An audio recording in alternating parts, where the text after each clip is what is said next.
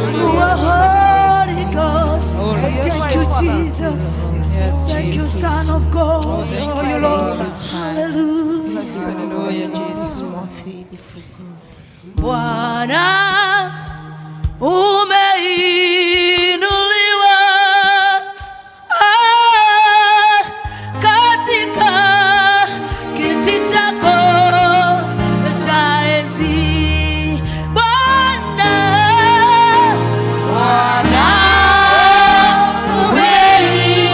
umeinuliwa katika kiti chako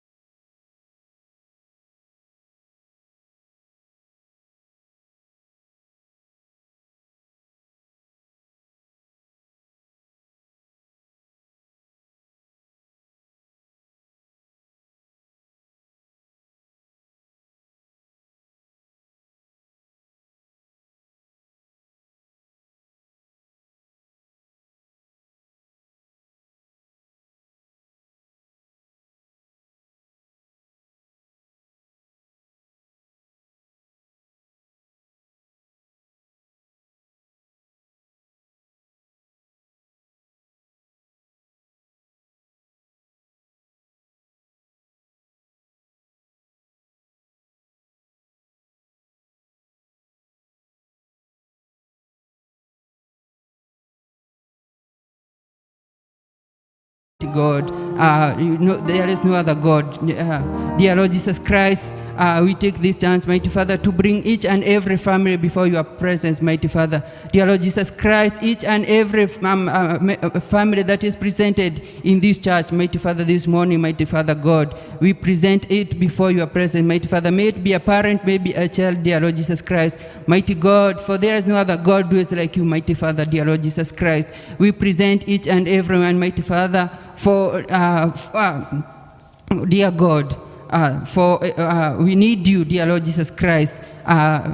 Mighty God, you are wonderful, you are gracious. There is no other God. Mighty God, mighty Redeemer, dear Lord Jesus Christ, thank you for this day, mighty Father. This morning, mighty God, as we present in this church, dear Lord Jesus Christ, we uplift your holy name. We say thank you, we adore your holy name, mighty Father, for you have redeemed us from various praises, dear God. We could have, mighty Father, gone astray, mighty Father, but through your faithfulness, through your righteousness, and through your goodness, mighty Father, we are here, dear Lord Jesus Christ. May you sanctify our hearts, dear Lord Jesus Christ, mighty Father, dear Lord Jesus Christ. Your goodness, your faithfulness, mighty Father, is enough for dear Lord Jesus Christ for us, mighty Father. Dear Lord Jesus Christ, we call upon your holy name, mighty Father. May you come upon us, may you come and redeem us from all the praises of our areas of works, dear Lord Jesus Christ. There is no other God who is like you, mighty Father. As we start, mighty Father, this service, mighty Father, this morning, the sermon that will be summoned, mighty Father, by your servant, dear Lord Jesus Christ. We call upon your power, mighty Father, to come to us, dear Lord Jesus Christ. The word, mighty Father, that will be, the scripture, mighty Father, that will be read for us, mighty Father, this morning. We pray, mighty Father, that may it quench our hearts, mighty Father. For our hearts, they are thirst and they are hungry for your word, mighty Father. May you quench and may you fill our hearts, mighty Father, with the word that will be able, mighty Father, to take us through, mighty Father, for the rest of the day, mighty Father, and the rest of the week, mighty Father, dear Lord Jesus Christ. We, dear Lord Jesus Christ, remember each and every member of the family, mighty Father, who, mighty Father, have various, mighty Father, needs, mighty Father. May you address their needs, mighty Father, and may you address the areas of their needs, dear Lord Jesus Christ. Those who are feeling unwell, mighty Father, may you come upon them, mighty Father. May you stretch your able hands upon them, each and every member, mighty Father. Those who are, mighty Father, seeking for jobs, dear Lord Jesus Christ, we call upon your able hands, mighty Father. Come upon them, come and rescue them, mighty Father. Come and provide jobs that they are in need of, dear Lord Jesus Christ. Those, mighty Father, who are in need, mighty Father, of stable families, mighty Father, we ask for your power, mighty Father, to come and intervene, mighty Father, in their families, mighty Father, dear Lord Jesus Christ. You are wonderful, you are gracious, God, mighty Father. As, mighty Father, you did the Israelites, mighty Father, when, mighty Father, they felt as if they had come to the end, mighty Father, but you came and rescued them. You came, mighty Father, and you took them, mighty Father, to the promised land. We pray, mighty Father, we pray for the breakthrough of our families, mighty Lord, dear Lord Jesus Christ. The children, mighty Father, right now they are at home, mighty Father. We pray, mighty Father, for your intervention. We pray for your protection, dear Lord Jesus Christ, as they remain at our homes, mighty Father. We pray, mighty Father, as we know, mighty Father, that the evil one, mighty Father, is them, mighty Father, is coming to surround them and snare them away, dear Lord Jesus Christ. But we ask for your guidance, your protection, mighty Father. May you be with them, dear Lord Jesus Christ. May you, mighty Father, deliver them, mighty Father, and may you spare them away, mighty Father, from the social evils that are. We hide them under your wings, and we know, mighty Father, under your wings, mighty Father, they will be protected, dear Lord Jesus Christ. Be them and protect them all through, dear Lord Jesus Christ. We pray, mighty Father, for your intervention in all areas and aspects of our lives, dear Lord Jesus Christ. In our jobs, mighty Father, where we are employed, we pray, mighty Father, for your intervention. We pray, mighty Father, for your goodness, for your care. Come to us, mighty Father. May you come and guide us. May you come and protect us. May you come, dear Lord Jesus Christ, and show us the way, dear Lord Jesus Christ. Where we are going astray, we pray for your power. We pray for your protection. We pray for your goodness and your mercies to come through, dear Lord Jesus Christ. You are wonderful, you are gracious God, mighty Father. All our hope is in you, dear Lord Jesus Christ. Never let us, mighty Father, to come and be snared away and to come and be defeated in all our battles, dear Lord Jesus Christ. We know, mighty Father, that the battles you bring up the hardest battles to the strongest soldiers, mighty Father. And as we come around and as we face the battles, we pray, mighty Father, for your power to enable us to overcome them, dear Lord Jesus Christ. You are wonderful, you are gracious, mighty Father. As we go out, mighty Father, and as we get back to our homes and to our various places of living, dear Lord, we pray for your power, we pray for your protection. As we get out, mighty Father, as we use the roads, mighty Father, as we use enemies of transport, we pray for your power. We pray, mighty Father, for you to be with us all through, dear Lord Jesus Christ. You are wonderful, you are gracious God, mighty Father. We come before your presence again, mighty Father, dedicating, dear Lord Jesus Christ, this holy church upon your able hands. We pray for the Presbyterian Church, dear Lord Jesus Christ, we beginning with the General Assembly downwards, dear Lord Jesus Christ. We bring our parish upon your able hands. We pray for your power. We pray, mighty Father, for your guidance, dear Lord Jesus Christ. We bring our able Reverend, mighty Father, and our able leader upon your able hands, dear Lord Jesus Christ. Reverend Washira, together with his family, mighty Father, may you be with him, dear Lord Jesus Christ, in his areas of works, mighty Father, in all his tenants, dear Lord Jesus Christ, when he's walking around, mighty Father, and when he is doing your work, mighty Father. As he continues shepherding, mighty Father, your flocks, may you give him energy. May you be with him at all the times, dear Lord Jesus Christ. May you, mighty Father, restore his energy, energize him, dear Lord Jesus Christ. And as he quenches with your word, dear Lord Jesus Christ, be with him. We pray even for the elders who are for our able parish. Be with them, each and every member, each and every elder, together with their families, dear Lord Jesus Christ. Be with them, bless them all, dear Lord Jesus Christ, for your glory and honor of your name, dear Lord Jesus Christ. We pray even for the deacons who are, dear Lord Jesus Christ, as they continue in their various places of works and as they continue in the shepherding work, dear Lord Jesus Christ. Bless them together with your families. We also bring, dear Lord Jesus Christ, each and every member of the parish, mighty Father. We bring even all the families and in our congregations, dear Lord Jesus Christ. Be with each and every person, dear Lord Jesus Christ. Address their needs, be with them, dear Lord Jesus Christ. Those who are suffering, mighty Father, from various needs, dear Lord Jesus Christ. We pray for your intervention, mighty Father. Those who are seeking jobs, those who are failing, those who are ailing, dear Lord Jesus, may you stretch your hands and heal them, dear Lord Jesus Christ. We pray, mighty Father, for each and every member, dear Lord, even those who are watching us through the telecast, mighty Father. Wherever they are, bless them, mighty Father. May you reach your able hands unto them and bless each and every person, dear Lord Jesus Christ. We seek your blessings, mighty Father, and indeed we know, mighty Father, that your power, mighty Father, and your Holy Spirit will be upon us. Guide us all through, mighty Father, and be with us, dear Lord Jesus Christ. There is no other God who is like you, mighty Father. Mighty Redeemer, we pray, mighty Father, for those who are on their way coming to this church. We pray, mighty Father, be with them, mighty Father, protect them, and as when they step here, mighty Father, your blessings shall be upon them. Bless us, Almighty Father, for your goodness and for your care, mighty Father. There is no other God. We pray, mighty Father, that you continue being with us, mighty Father. Protect us, guide us, and lead us in all our ways, mighty Father. As we fell short, mighty Father, of your goodness, may you forgive us, dear Lord Jesus Christ. Sometimes, mighty Father, we fall down, mighty Father, and we backslide for various reasons. But your goodness, for your faithfulness, mighty Father, we pray for us, for you to restore your goodness, and you restore, mighty Father, your blessings upon us. Be with us all at all the times. We bring upon your able hearts the preacher of the day before the able hearts, mighty Father. As he steps, mighty Father, to quench us with your word. We present him. We present him to you, mighty Father. May you bless him and be with him, dear Lord Jesus Christ. We pray that you be with us all, mighty Father. We pray for your goodness. We pray for your blessings. For it is in Jesus' name that we do pray, give praise, and do thanks. Our Father who art in heaven, hallowed be thy name. Thy kingdom come. Thy will be done on us as it is in heaven. Give us this day our daily bread, and forgive us our trespasses, as we forgive those who trespass against us. Lead us not in temptation, and deliver us from evil. For thine is the kingdom, the power, and the glory, forever and ever. Amen.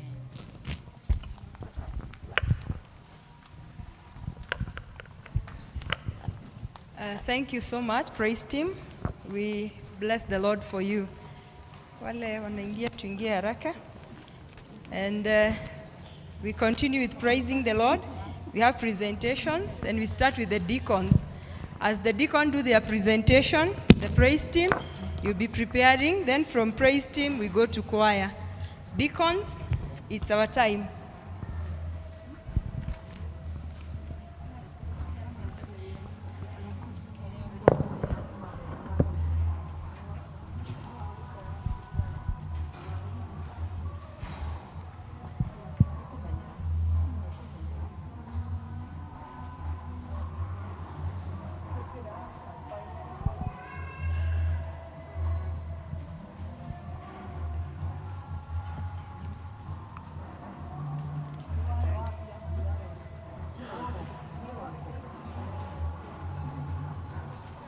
Deacons, all the deacons.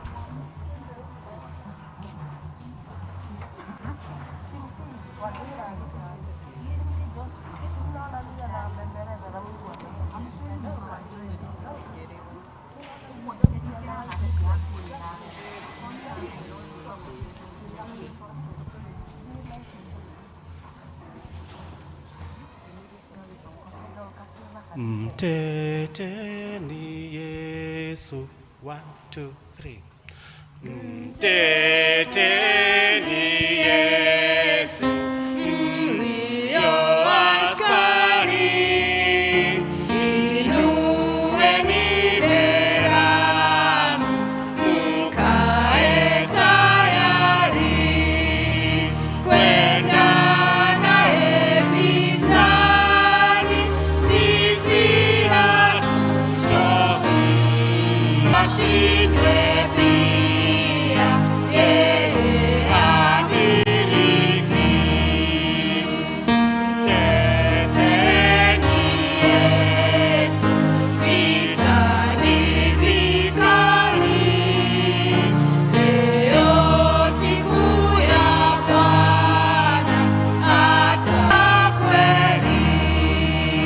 Waume twende naye, adui ni wengi. Lakini kwake Bwana tuna nguvu nyingi. Mteteni Yesu, wenye ushujaa, nguvu zangu za mwili hazitatufaa. Silaha ya Injili vaeni daima. Kesheni mkiomba, sirudini nyuma. Mteteni Yesu, vitani vikali. Wengi wamemdharau, hawamkubali, ila atamiliki. Tusitie shaka, kuwa naye vitani.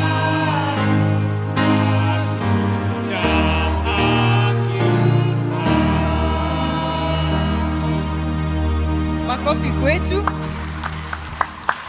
Then tuko na praise team.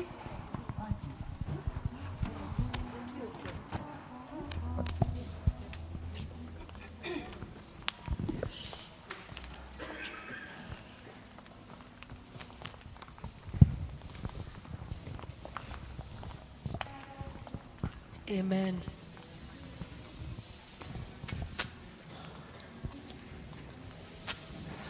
Ndiyo maana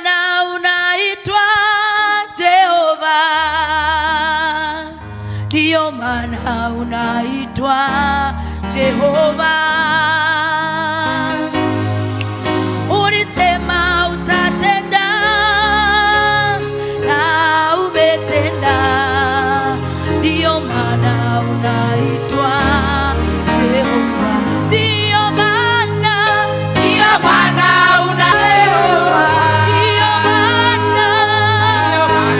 unaitwa Jehova. Ulisema utatenda na umetenda, ndiyo maana unaitwa Jehova. Ndiyo maana unaitwa Jehova. Ndiyo maana unaitwa Jehova.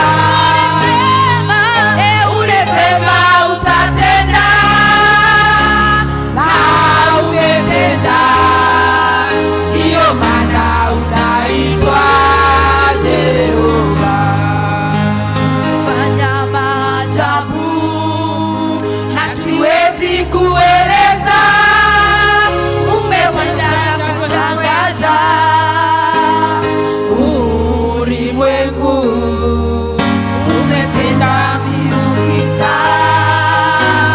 kati yetu, ndiyo maana unaitwa Jehova.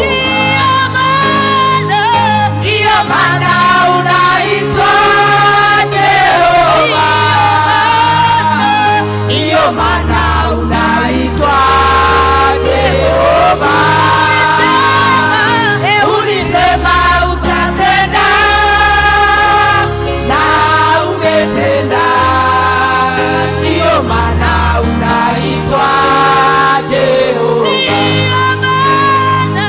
Ndiyo maana unaitwa Jehova. Ndiyo maana unaitwa Jehova.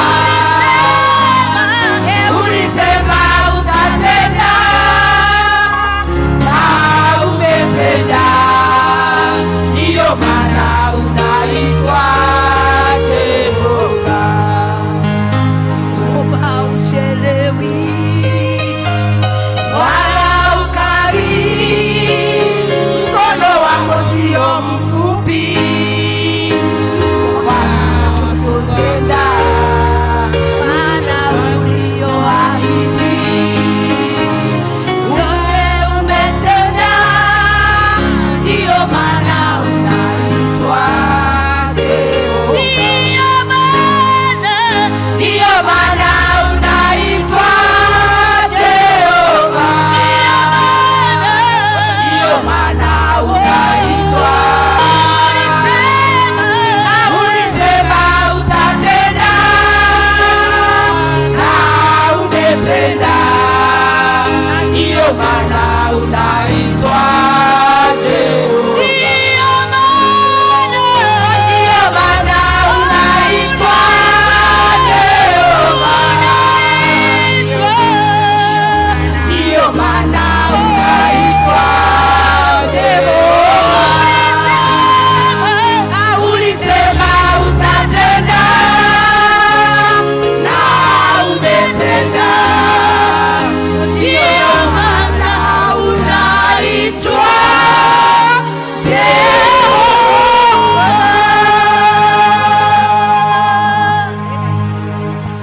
A better clap for them. Now we welcome the choir. Karibuni sana.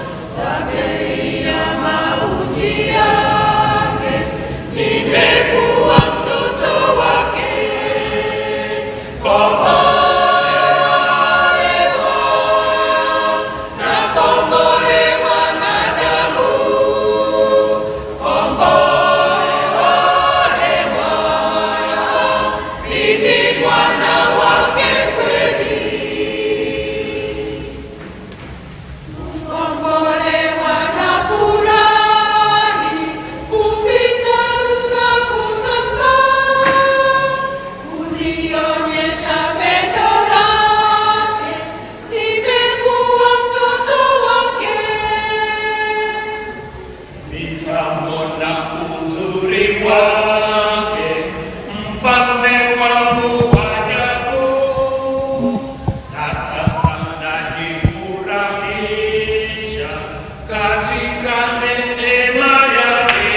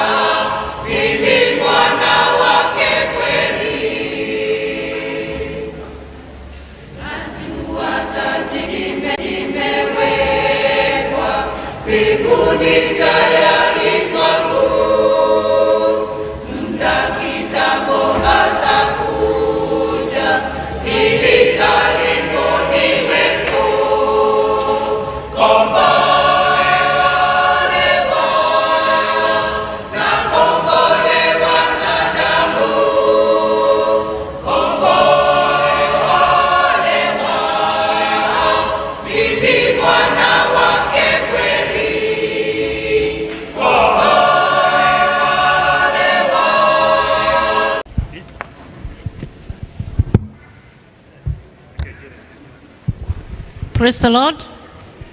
Praise the Lord. Bwana asifiwe.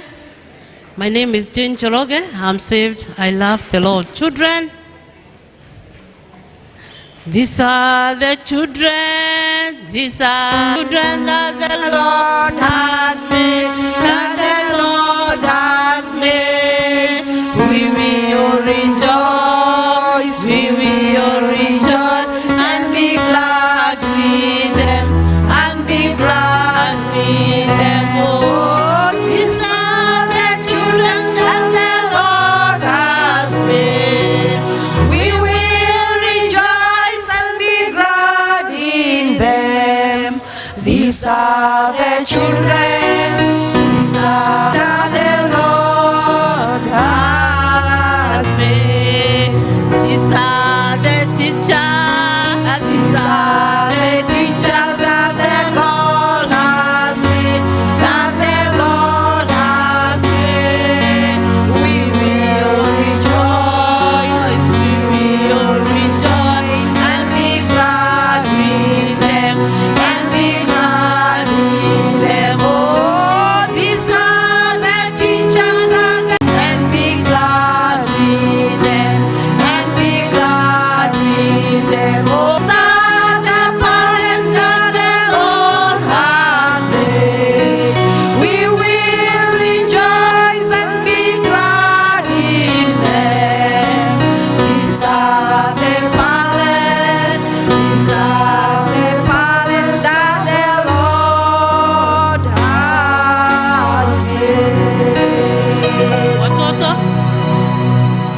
Bwana asifiwe.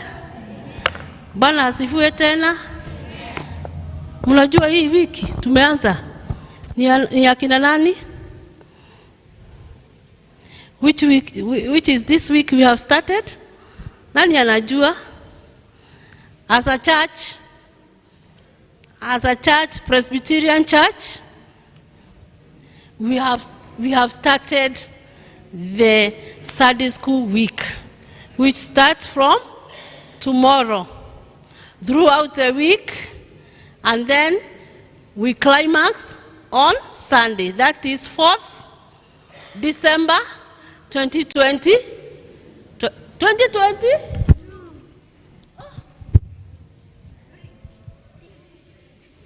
Clap for him. We'll be in New Year, sindio? It is 4th December 2023. Bwana Yesu asifiwe. Tupigie Mungu makofi. Kwa sababu ya mahali ametutoa na mahali ametufikisha, sindio? Wazazi, I would like to tell you we are starting our week today. Throughout the week we'll climax on 4th December 2022. We are climaxing our week on 4th December 2022. You see the vision. That's a confusion of the devil. Bwana Yesu asifiwe. Tumemkataa katika jina. But we are looking forward to go to the the new week, the new year. So it means we are longing for the new year. Parents, I would like to request you, the coming week, we may need your children during the week so that we do the preparation for the week and even for the climax of the day. And again, these are our children. As a parent, we are reminded by the word of God that we train, and even when they grow old, they'll not depart from those ways. So we plan our children to give to us the work of the Lord. How many of you will give the children on Sunday? That is 4th. You bring something for the children. Let's see by raising of the hand. We'll bring something to our children so that we'll show our children the give God. So that give, God will reward. The word of God says, try God and you see what he can do. This time I'll call Elder Muigai, our chairman, to read us in lodging this week of church school so that we can start it officially.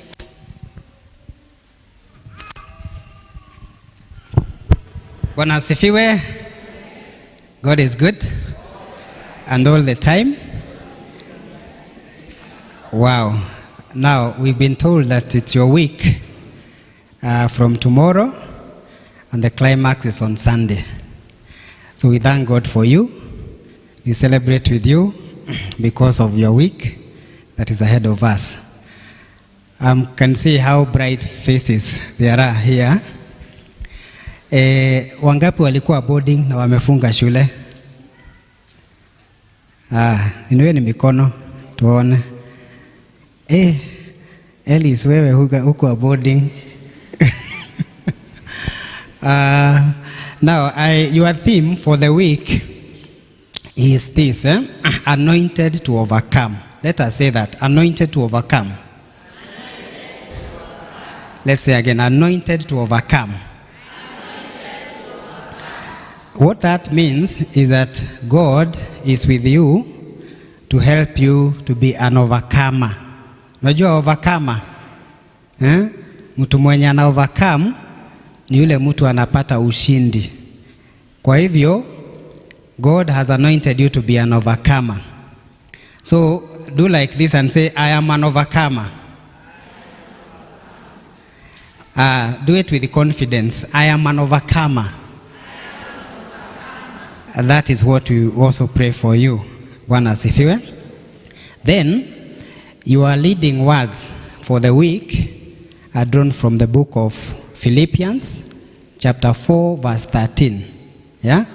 And it says, I can do all things through Christ who strengthens me. Can we say that together? I can do. Amen. Let's do it. Say again. Tamuangalia. Nijue nitamwambia aseme peke yake. So we say together, I can do all things through Christ who strengthens me. Let's say that together. All things through Christ who me. Amen. So God will strengthen you and he will make you an overcomer. Patron, you can then come. We declare. Tutaomba pamoja. Then we are going to declare your week started. Let's pray. Wazazi tunaweza simama. Tuombe pamoja na hawa watoto. Let's pray together. Dear loving Father, we thank you this morning because of these children. We are grateful because, Lord, you've been with them even when they were in school. And Lord, seeing them to this end of the term and even appearing here in the sanctuary, it's a gift even to us, dear Lord. So grateful for these dear souls. Lord, we thank you because of their coming week, that God, you've given them. And that God, you are reminding them that they are overcomers, and it is your wish that they become so, dear Lord. We therefore want to declare the same upon them, that they are overcomers in life, and even as they walk through the journey of life. Dear God, we ask you to walk with them. We ask you to make them overcomers. We pray for every stage of their life, whether they're in primary school, whether they're in secondary school. God, we pray that they are going to be overcomers. We pray for this anointing to be upon them, and that God, you are going to guide them, to lead them, give them understanding, give them knowledge that is so precious, over above even material things of the world. God, with this wisdom, let them make the right decisions. Let them not be misled by the evil one. We are committing their lives to you, that God, you may walk with them, that God, you may make them to overcome. And as they overcome, we shall celebrate. As they overcome, we are going to see leaders in them. We are going to see even people who are going to serve you. We ask you that, Lord, you may continue even providing for their guardians and parents, that they may take care of these children. Thank you, dear Lord, even for them that are not here. We also commit them unto you. We pray for anyone who could be sick. We ask that, Lord, your grace be upon them, that your Holy Spirit, Lord, may also intervene in their lives. Thank you, dear Lord. We look forward to their coming week. We ask that you may guide their teachers as they organize the activities of the week. We pray that, Lord, you may inspire them. And we ask even come Sunday, that God, you are going to bless them and even provide for what they need for their plan and activities for next year. Thank you, dear Lord. We worship you, we praise you, trusting, believing in Jesus' name. Amen. And so we declare your week launched in the name of the Father, the Spirit. Amen. Amen. Watoto, Apostles' Creed. Who will read us in Apostles' Creed? Apostles' Creed. Who will read? Yes, come.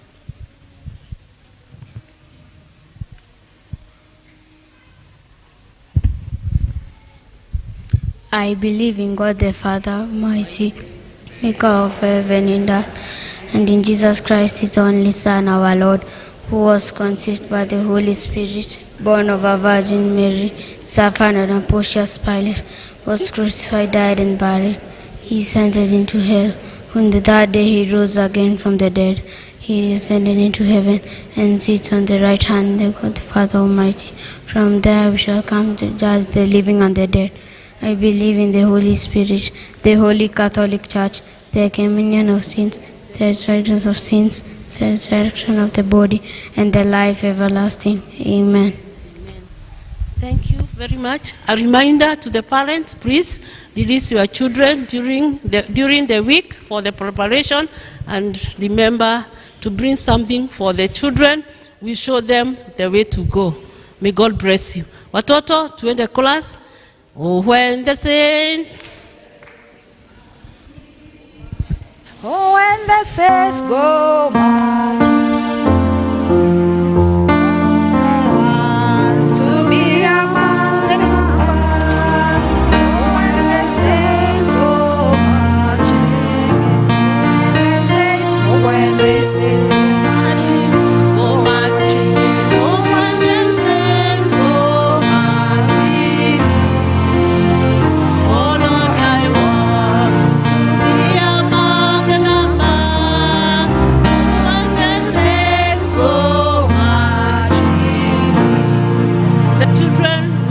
On Thursday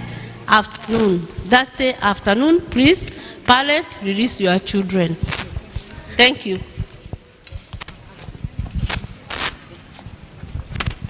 Now we welcome Elder Kabiro for intimation.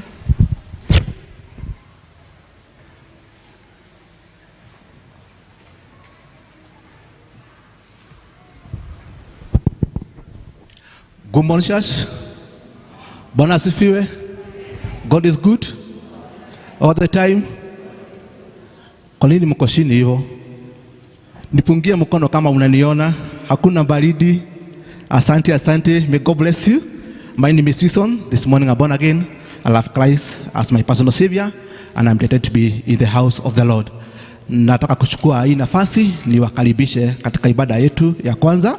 Musikie mkiwa mahali ambapo panafaa miguuni mwa Yesu, na ni thibitisho tosha ya kwamba tutabarikiwa, kwa maana Bwana ametuandalia neno la leo kupitia kwa mtumishi wake atakayekuwa akitupa neno, our evangelist, na tunashukuru Bwana kwa hayo yote. Ningetaka kujua kama tuko na wageni ambao wametutembelea siku ya leo. Kama ni siku yako ya kwanza, tungekuomba ukasimame na ili tukakupokelee. If it's the first time to fellowship with us, kindly raise up. We welcome you.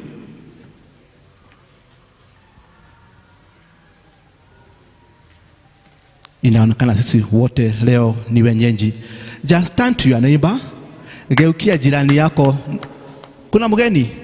Thank you. God bless you. Kuna mgeni kwa pande ile. Tumpigie makofi mazuri kwa kukuja kushiriki na sisi ibada yetu ya leo. Thank you. God bless you for purposing to fellowship with us. May God bless you.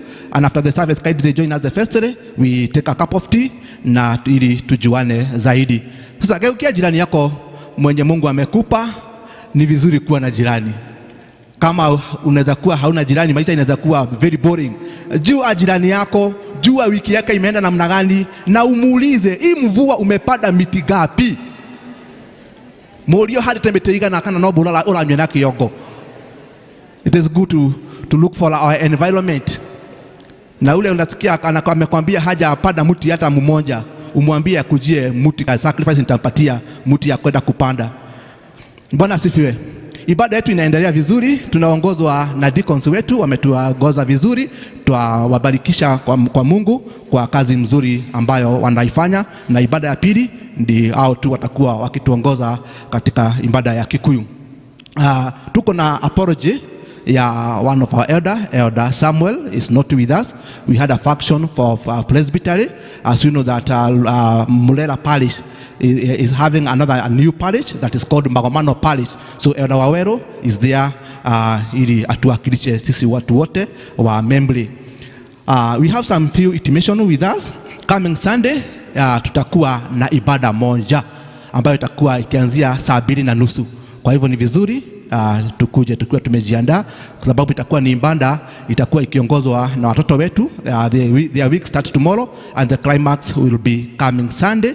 Na tunawaomba nyinyi wote wazazi wote mshikiliane pamoja nasi tunapo adhimisha ama as we celebrate the week and the climax that will be there.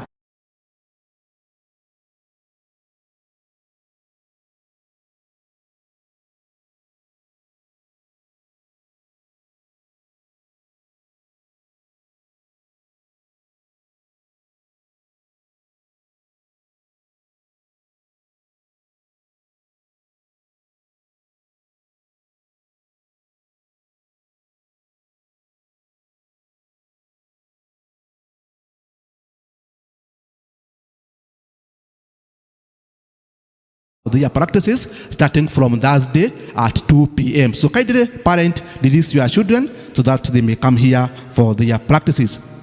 Then from the PCMF desk, the light of passage is still on, and you can register through the PCMF officials or through our secretary office at Josephine office, and it shall be catered for. And the charges are still 12,000. Marehi negiri komina igere na ni marehi mafashirire. So if you have a boy child, you can pass this information. And also if you have a neighbor who has a boy that is graduating for Saturday 8, kindly you can convey this message to them. Also from the women's desk, they have organized alternative light of passage for the girl child. And the exercise will start from 5th to 9th December, and it shall be held at PCEA Committee Corner. Charges 4,000 only. And they also have a mentorship for the incoming 2023 Form 2 class that will take place. The session will be on date 8th December 2022. So we have two items: the alternative rite of passage for the girl child, those that are doing class 8, and the exercise will start from 5th to 9. And for the mentoring program for those who are there last year, the session will be there on 8th December. So kindly you can note on that. If you wish to register yourself, you can register through the district representative of Women's Guild or through the officials of Women's and Guild. Then on coming Saturday, we shall be having LCC meeting. That will be coming Saturday because yesterday we were commissioned, and after commissioning, from now to work for the Lord. So kindly note that on your diary that coming Saturday, we shall be having our LCC meeting starting at 7 a.m. in the morning. And kindly let us be punctual. We shall be very brief. We want to be through by 8:30 possibly, so that we may allow people to go and do other jobs.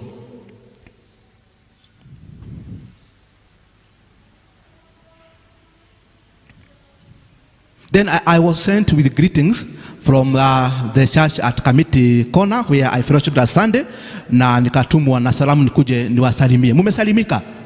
Asanteni sana. Tuko na shukurani hapa zimeandikwa na family ya Karodhiro, na ni shukurani kwa nyinyi members kwa vile mlisimama na wao wakati walikuwa wamempoteza baba yao. Niruhusu nisome vile ilivyoandikwa. Greetings in the name of the Lord Jesus. We, Mr. and Mrs. Stephen Karodhiro Dongo, would like to gratefully thank PCEA Membley Church for the prayer and assistance during the demise of our beloved father. Special thanks to Bethlehem District, led by Elder Moigai, and to the church elder and Reverend Washira for being with us till the last day when we laid down our mzee. May God bless you abundantly, and may this love and care persist forever. From Mr. and Mrs. Stephen Karodhiro. Mumepokea hizo shukrani? Asanteni sana. Our district fellowship is as follow. Tumaini will fellowship at Mother Wabua. Kiabulod will fellowship at our church Wafufe and Hana Washeke. Bethlehem District, you are going to fellowship today at Mr. Wilson Madenge.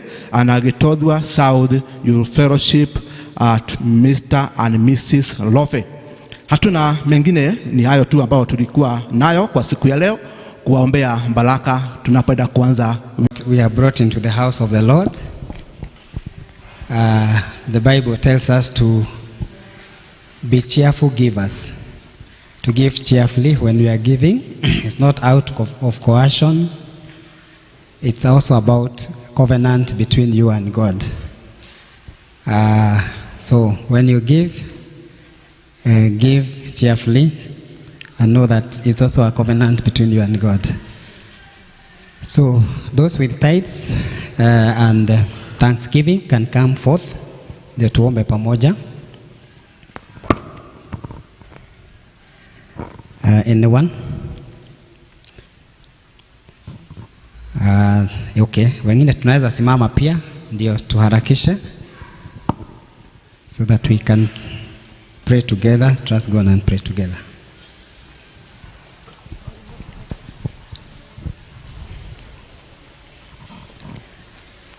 Okay, let's bow our heads and pray.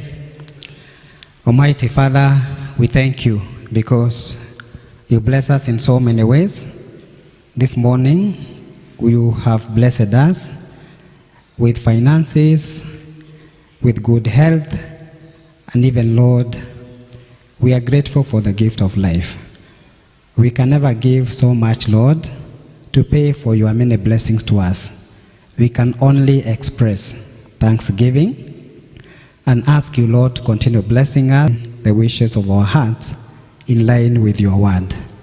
This morning, dear Father, we pray that you may receive our offerings, our tithes, our thanksgiving, and that which we have brought into your house. God, more so, receive our thanks from the bottom of our hearts. And Lord, may you continue leading us and guiding us. We ask you, Lord, to bless us in different ways. We ask you, Lord, to help us also to prosper in health and even in material things that, Lord, we require to take care of our children and even ourselves, dear Lord. Father, we ask you to be our provider. We stand with this word that, Lord, you can do exceedingly abundantly above all we can never think or imagine. And so may this be our granted prayer this morning. In the name of the Father, the Son, and the Holy Spirit we pray. Amen. Deacons, tunaweza saidiana hapa. Naona Canaan already at the top of the baskets. Canaan, Kiambu Road, Judah,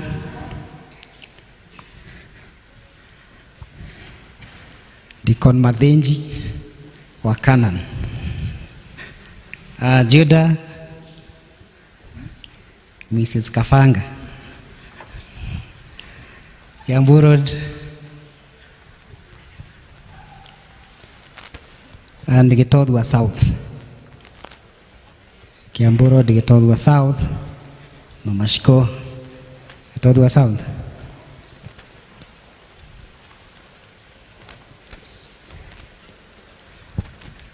Kimata, Bethlehem,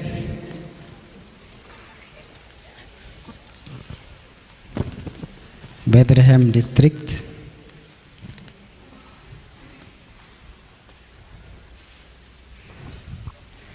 okay, Grace, Githunguri West and Githunguri East.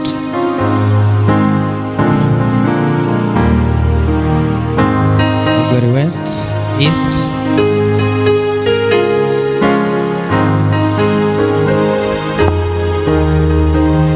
Githunguri East. Yes. Spring Valley, stroke Jerusalem.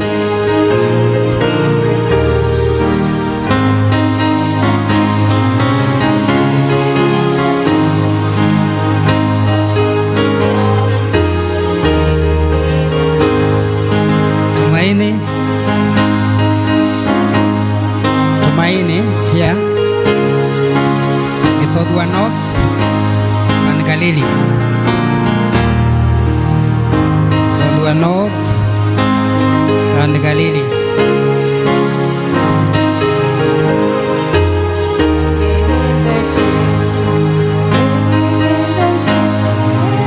Macedonia. Come rejoicing, bringing in the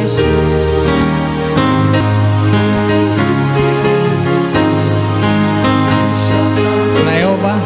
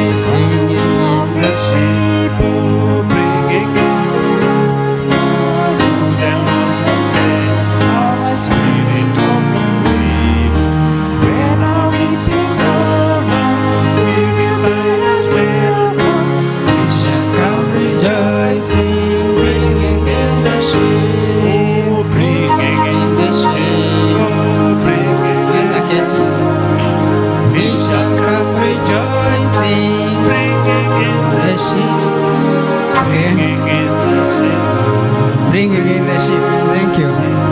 Bwana asifiwe. We have one of us, Mama Maina, who lives by Spring Valley, within Spring Valley.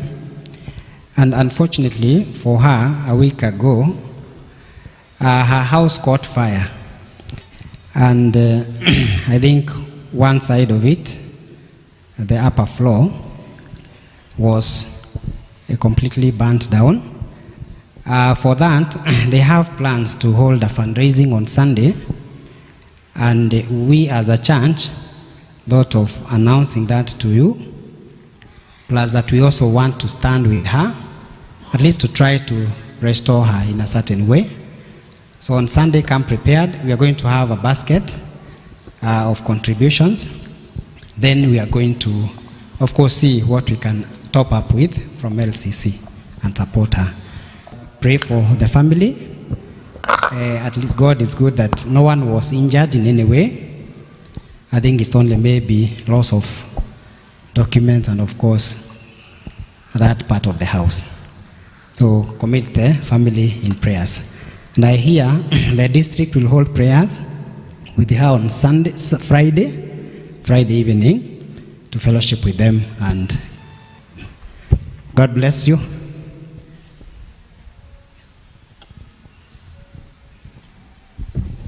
Thank you for that session. Tunaendelea vizuri. We've been told that we'll be having LCC meeting on Saturday from 7. So it's the old team and the new team. Wale commissioniwa yesterday to go and work. So the old and the new, all of us will meet here on Saturday by 7. So we want to continue now with our readings. And the first reading comes from the 2nd Samuel 9, 1 to 12. Doreen Njero will read. Then we go to the second reading, come from 1 Peter 2, 9 to 10. Will be read by Hawa Karuga. Welcome. Okay, Bwana asifiwe. Okay, I'm Doreen Njero. I'm born again. Christ is Lord in my soul. I'm going to take you through the first reading from 2 Samuel chapter 9, verse 1 to 12.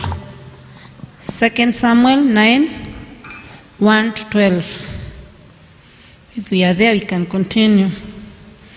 David asked, "Is there anyone still left of the house of Saul, to whom I can show kindness to Jonathan's sake?"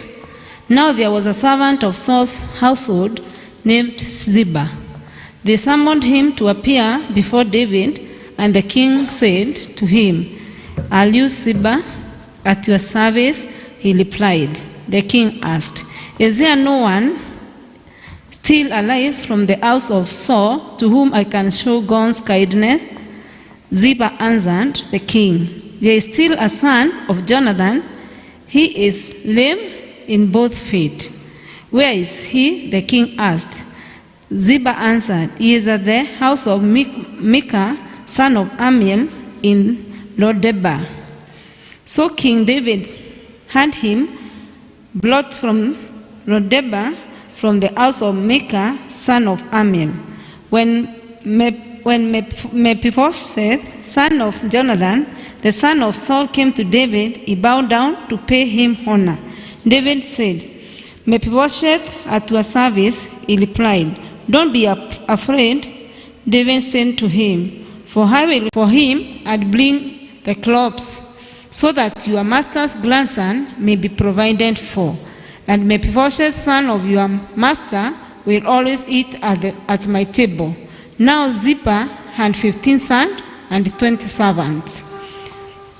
Then Ziba said to the king, "Your servant will do whatever my lord the king command his servant to do." So Mephibosheth ate at David's table like one of the king's sons. 12.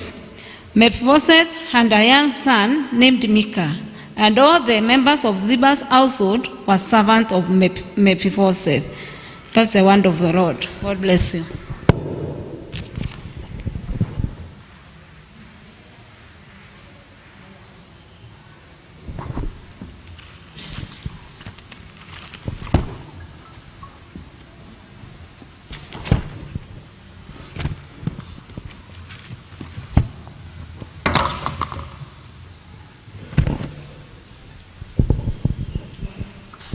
Praise God, church. Our second reading comes from the book of 1 Peter chapter 2, verse 9 to 10. 1 Peter chapter 2, verse 9 to 10. Let us read.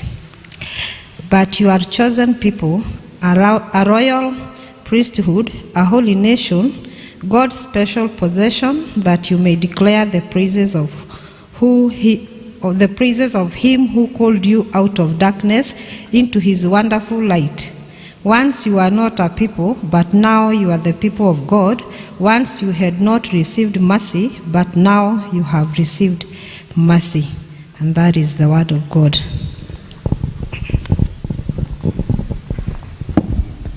Thank you so much for reading so eloquent. I will ask the church to stand up to sing a song to welcome our preacher, number 108, Pass Me Not.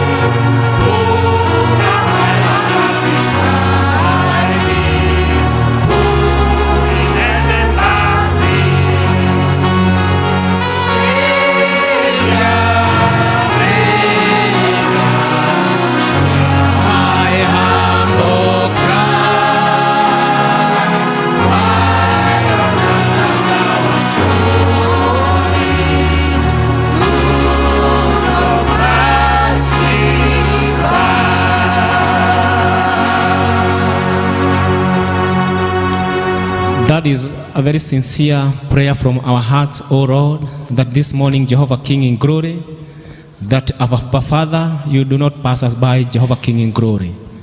We are here in this sanctuary this day, Jehovah Lord, because we want to hear from you, everlasting Father. And it is our prayer, Jehovah King in glory, that we will leave this place, Jehovah King in glory, not the way that we came, but you will minister to each one of us. Jehovah King in glory, we will know your will. Abba Father, you will walk with us. You will teach us, Jehovah King in glory. You will warn us, Abba Father, you will encourage us, Father, to the honor and glory of your holy name. We are so grateful, Jehovah Lord, because of this privilege that you have given to us to hear your word. As Jehovah Lord, you minister to each one of us, Jehovah Lord, this morning. It is also my prayer, Abba Father, that you will use me as your vessel, Jehovah King in glory, and as you minister to this congregation, Abba Father, that you will also minister to me to the honor and glory of your holy name. Be with us, we wait until you, so that you may minister to us. In Jesus' mighty name, do we pray and give thanks. Take your seat. Bwana asifiwe. Praise God. God is good, and all the times. Yes, and that is the nature of God. Time is far much gone, but we are so grateful to God this morning for this opportunity that God has given us. It is a privilege that God has given each one of us to be in the sanctuary this morning, so that we may hear what God has for each one of us. My name is Zachary Gishiri. More to that, I'm born again. Christ is my Lord and my Savior. And I'm also happy for this day, for the gift of life that God has given unto me. Just want to go direct to the word, and so that we may hear what God has for us this day. We have had our two readings. The first one from the book of 2 Samuel, chapter 9, from verse 1 to 12, and also the second one from 1 Peter, chapter 2, from verse 9 to 10. And the call to worship, maybe for the interest of those who came late, came from the book of Ecclesiastes, chapter 3, verse 1, which says that there is a time for everything and a season for every activity under heaven. There is a time for everything and a season for every activity under heaven. And today I want to talk about my theme for my sermon. I've named it When Your Season Comes. When Your Season Comes.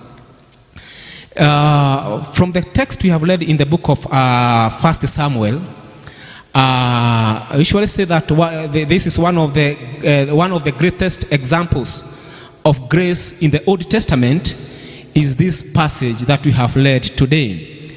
We have read this passage about David, and also about a son of Jonathan who was called Mephibosheth. And in previous chapters, if you go look at the previous chapters in your own time, you will see for friendship and relationship between Jonathan and David. And they were very, very close. They were very, very close. And they loved each one. They loved each one as one soul. They bonded together, and they were very close. In fact, if you read in the book of 1 Samuel, chapter 20, verse 14 to 17, and also verse 42, you will see the promise, the covenant, the promise that they took for each one, for one another. That is Jonathan and David. And so they were very close, irrespective of how Saul felt about David. They made a covenant of friendship. And we know many more times that Saul planned to kill David, but God was with David. And so many instances we see Jonathan walking with David, and they had a great relationship. And then after sometimes the King Saul died. And also they died the same day with his son, Jonathan. And when he died, then David took on the mantle to be the leader, or to be the king of Israel. And he ruled in the nation of Israel. And God back in chapter 8 that David had many victories, and the God was with David. And also when David one day sat around and he remembered the covenant that he had with Jonathan, and that is why he asked this question in verse 1, where we have read it today: is there anyone still left of the house of Saul, so that whom I can show kindness for Jonathan's sake? Remember, these were a great friend. They had made covenant. And so when David sat and remembered that covenant and how they walked together, he just wished and asked, is there anyone left, still left of the house of Saul, who he could show kindness for the sake of Jonathan? And you see that it was a time of turmoil in Israel, because Saul had failed as the people's choice. And so David took as a new king, the king of Israel. And we say that Jonathan and Saul, after they died at Mount Gilboa, Mephibosheth was just only 5 years old. And the nurse who was taking care for this son, when she heard that King Saul and Jonathan had died, he learned so that he may free, and he took this small boy who was just 5 years, and accidentally when they were learning to learn, because it was that time it was a custom that when a new king took the helm or took the leadership, he would eliminate all the people who were associated with the king who was ruling. And so this nurse was learning for safety. And on the way when he was learning for safety, this boy accidentally fell down, and by that time he became a cripple. And we see that after he became a cripple, he was so much discouraged, and he went far, and he lived as a pauper instead of a prince, because he was in the lineage of the king, and so he was supposed to inherit. But now here his father has died, even his grandfather, and so he had to run away for safety. And we are told that he went to a place called Lodebar, and Lodebar is a city east of Jordan. That is where a place which is characterized by barrenness, a place of wasteland, a place of no pasture. And that is where this man went and hid himself, because he could not hold. And remember, he lost his rank, his prestige, his personality, his respectability, and his reputation, his superiority, because he was a cripple. And so he went into that place of hiding, and he stayed there. We are told that Lodebar was a forgotten place, a forgotten island. And so when David realized, and one day he just asked, is there anyone? When he realized and when he remembered the covenant, that's why he is asking, is there anyone who is still left for the house of Saul, so that I can show kindness? And so we see by this time David was asking this question. We are told, and we know very well, that Mephibosheth, remember, he became a cripple when he was 5 years old, and so he has stayed in that state for a very long time, because by this time when King David was asking this question, we are told that Mephibosheth, by that time he was 20 years old. So 15 years down the line, King David remembered, and that is why he is asking, is there anyone left? And we know one of the servant of Saul's house came before him and told him that there is a person, there is one son of the house of Saul who is a cripple. And we see that David sent for him so that he may come, so that he may show favor because of the kindness, because of the friendship he had with Jonathan. And we know, and we are told that when Mephibosheth, when he was called by the king, when if you read in verse 6, when Mephibosheth, son of Jonathan, the son of Saul, came to David, he bowed down to pay him honor. David said, Mephibosheth, your servant. He replied, don't be afraid. David said to him, for I will surely show you kindness for the sake of your father Jonathan. I will restore to you all the land that belongs to your grandfather Saul, and you will always eat at my table. You know, when this man came, Mephibosheth, remember the Bible says that he was a cripple. Came to King David, he was so afraid because he was thinking maybe the king wanted to eliminate him.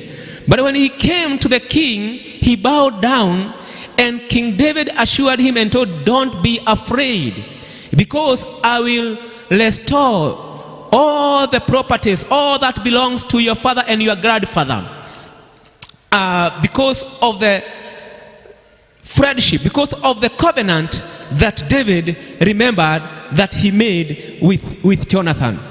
And you see that although Mephibosheth was born in the family of king, he was a son of Jonathan, and as a child in King's Palace, his life in a King's Palace. But now he has spent all those years in a barren land, in a forgotten land. But now here the king has commissioned, has called him, because he wanted to show favor, because when he remembered the covenant that he made, he said that I must do something because of this covenant that I made. And we see Mephibosheth. The Bible says that from that time, the king summoned Saul's servant and said to him, I have given your master's grandson everything that belonged to Saul and his family. You and your son and your servant are to farm the land for him and bring in the crops so that your master's grandson may be provided for, and Mephibosheth, grandson of your master, will always eat at my table. Praise be to God. You know, when the time came, because the Bible says in the book of Ecclesiastes that there is a time for everything and a season for everything. And when the season came for Mephibosheth, God had to restore everything that he had lost. Praise be to God. Irrespective of the condition and state that he was in, when his season came, things changed. Praise be to God. When your season comes, a new song is put on your heart. Praise be to God. Because when Mephibosheth's season came, it doesn't matter how many years he had stayed in that state of crippledness, but when that time came, when his season came, God restored back everything, and a new song was put into his mouth. Praise be to God. And you see that he had no parent, and when the right time came, the whole story changed. Praise be to God. Remember what David told the Ziba the servant, that I have given your master's grandson everything that belonged to Saul and his family, and you and your sons and your servants are to farm the land for him and bring him crop. Barrenness. Now that is the same person. King has summoned him, and he has also commanded the servant that now this man will be eating from my table from now henceforth. Praise be to God. His whole story changed, and God put a new song in him. People who maybe had thought that this is a cripple and he can do nothing, now is the same person, now has been elevated into Paris, and the king has ordered that this person from now onward, he will be eating from my table. Praise be to God. And you see, when that time came, God changed his story and put a new song in his heart when David remembered him. Praise be to God. When people forget you, the grace of God remembers you. You remember the story of Haman and Mordecai? And when the time came, when the season came, the king remembered what Mordecai had done. And when his appointed time came, this man was elevated. Remember, by the time God wanted to elevate the Mordecai, his enemy Haman was planning something evil for him and his community. And when the time came, God put a new song into his heart. So it doesn't matter the headlines at times we go through. It doesn't matter the circumstances at times you find yourself in. But when your season comes, God must do something. God must put a new song in you, because our God is so faithful. In due season, God is going to lift you up. The man who had stayed on the pole for 38 years, and when Jesus came, that person got healed. So it doesn't matter how many years you have stayed, it doesn't matter how many times you have prayed, but when your season comes, things must change. Praise be to God. The second thing we see, that things changes in your favor. When your season comes, things changes in your favor. You see, Mephibosheth lived in Lodebar. And in Lodebar, if we can look at it right now, we can see like it is a ghetto in a biblical time. And like I said, that Lodeba means a place of no pasture, no word, no communication. You know, there are some places where they are forgotten, and maybe even there is no communication. The Lodeba look like those places. And you see, the word Mephibosheth, it means shameful thing. But when the favor of God came, it changed his story. So when your season comes, God changes everything. And you see, when the time came for Mephibosheth, for God to remember Mephibosheth, changed everything. And we say, when it is your season, God nullifies all the negativity. Praise be to God. All the negativity that devil has spoken against you, people have spoken against you, when your season comes, God nullifies all this because our God is so faithful. And so when time came for Mephibosheth, it doesn't matter whether he was a cripple, but when his season came, God changed everything. A person who just was waiting to be helped, who was far away, is the now same person who is died. Also died. His grandfather Saul died. His father Jonathan died. And so he had no hope. But when his season came, when his time came, God had to restore everything. When David remembered the covenant, and when he summoned this person, this man, and he promised and he said that I am restoring back everything that belongs to your grandfather Saul and your father David. Praise be to God. And so when David met Mephibosheth, he knew where this man belonged to. He knew that this man belonged to a palace. Praise be to God. And that is why when David remembered the covenant, he just wished that he could do something he had made with Jonathan. Praise be to God. And now here is the son of Jonathan now who will inherit and who will receive this reward because of the covenant that David had with Jonathan. And you see, he also restored back everything. And from that time, Mephibosheth was supposed to be dining on King's palace. And he had servants, so many servants he had so many servants. And we see that God elevated him from a point, from a place where nobody remembered him to a place of elevation in the palace. You know, through the death of our Lord Jesus Christ, it restores our lost image. And Mephibosheth was, the image of Mephibosheth was restored, and now he was to dine in the king's palace because he belonged to the palace. And you see, even as today, restores our lost image because God is so faithful.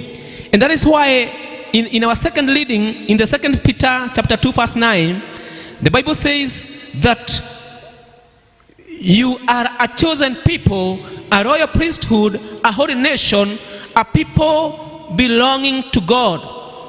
Praise be to God. And you see, because you are a royal nation, you are a chosen people. It doesn't matter how things has been going on in your life, but when you realize that you are a chosen generation, you are a chosen people, that you are a royal priesthood, that you are a holy nation, our God is so faithful to restore everything and also to put a new song in you and restore everything to the original state. Praise be to God. You are chosen and they are elected. Praise be to God. And so when you realize that you are chosen, you are not here by mistake, you are here by God. And when we realize that, then that joy, God fills us with joy, that inner gladness, because we know that we are not just simple people, but we are chosen generation. And when we know that we are chosen generation, and we know that the new birth made us a chosen people. New birth made us God's people. And so when we realize that we are made new people and God's people, then we continue trusting God because our God is so faithful. So as a royal priesthood, it means that you belong to a household of a king, the King of Kings, the Lord of Lords. And when you realize that you belong to the King of Kings and Lord of Lords, then you will continue trusting God and continue walking with God. And as Peter tells us that we are a holy nation, holiness is another aspect of believers from a new spiritual nation. And so when we are called a holy nation, we know that we have that identity, that aspect of new identity, where as believers, where we continue trusting in God, because we know that we are a holy nation and a God's possession. We belong to God. And when we realize that we belong to God, God has chosen me and you so that we may continue trusting Him. And so this morning, it is good to know that when your season comes, things must change. You will not live the same again. When your season comes, God will restore everything. Everything that the devil has stolen from you, that joy the devil has stolen from you. When your season comes, that joy must be restored by God. When your season comes, God must put a new song in you. Praise be to God. And even people, we will know and will confess that your season has come. Praise be to God. And your season can only come when you have faith in God. When you commit yourself to God, when you have a relationship, when you have a fellowship, when you have an intimacy with God, surely your season will definitely come. It doesn't matter. Though it may tarry. Remember what God told Habakkuk. Though it may tarry, it shall come to pass. Praise be to God. Just continue. Be patient and just wait for your season. Mephibosheth, he had reached his end, but when his season came, God restored everything. Praise be to God. It doesn't matter how far you have gone, because when God comes, when your season comes, God must restore everything, because He is a God who restores. He is a God who restores back. And so when we continue waiting unto God, when we continue trusting unto God, our God is so faithful, and He will continue restoring everything. Even that joy that the devil has stolen, our God is faithful to restore, because He is a faithful God. God bless you this morning as you wait for your season. Don't hurry. Just wait for your season. Be patient, because your time is coming and things will never remain the same again. God bless you and be with you. Let us pray. Father, we want to thank you. We want to glorify your holy name this morning, because you are a faithful God. Thank you for reminding us that when our season comes, Jehovah Lord, you restore everything. Thank you, because when our season comes, you put a new song in us. And we are just waiting unto your season, so that Jehovah Lord, you may minister to us, that you may restore back everything to the honor and glory of your holy name. We thank you and we honor you. This is a prayer of faith. We pray in Jesus' mighty name.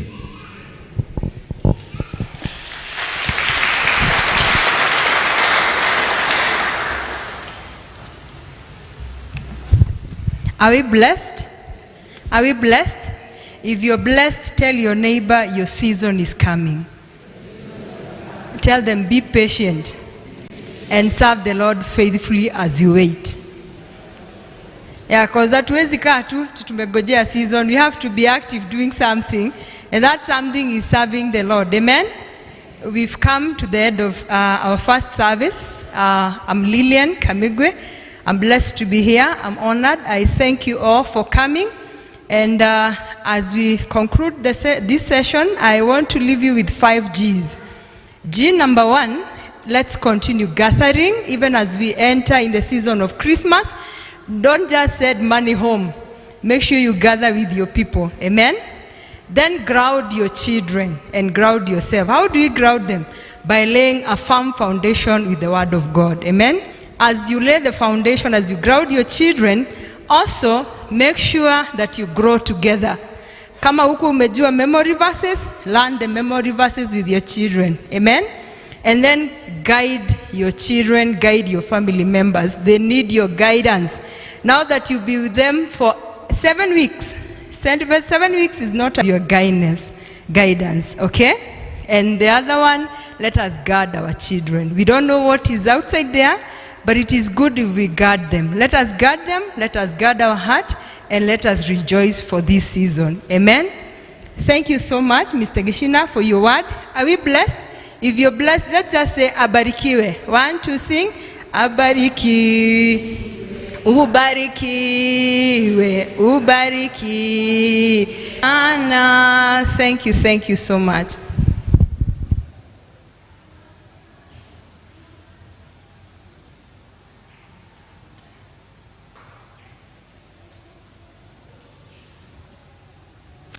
So let's all stand up for a word of grace. May the grace of our Lord Jesus Christ and the love of God and the fellowship be with us now and forevermore. Amen.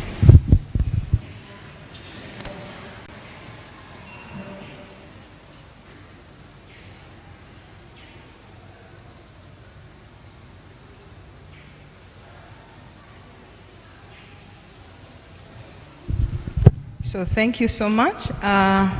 We welcome the praise team to give us a song as we go back to the vestry.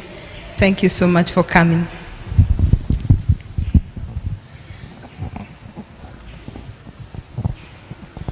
Hey Baba, hey Baba, hey Baba, pokea sifa. Hey Baba, hey Baba, hey Baba, pokea sifa. Oh, hey Baba, hey Baba, pokea sifa. Oh, hey Baba, hey Baba, hey Baba, pokea sifa. Umetenda maajabu, hey Baba, pokea sifa. Hey Baba, hey Baba, hey Baba, pokea sifa. Umetubariki leo, hey Baba, pokea sifa.